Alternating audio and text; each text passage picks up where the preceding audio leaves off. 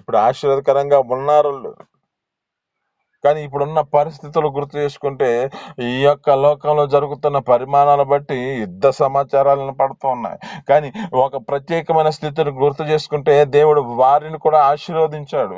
ఇక్కడ అంటున్నాడు లేఖనాలు బట్టి, నీ యొక్క సంతానం ఎవరంటే వాగ్దాన పూర్వకంగా పుట్టిన వారు మాత్రమే.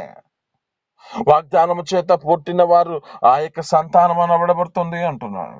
మనం ఏం చేయబడాలంటే, మనం వాగ్దానము చేత మనం నడిపించుకునే వారిగా, ఆ వాగ్దాన పుత్రులుగా మనం పిలుచుకున్న దేవుడు ఆ వాగ్దానం పూర్వకంగా మన జీవితాలు నడిపించుకోవాలి.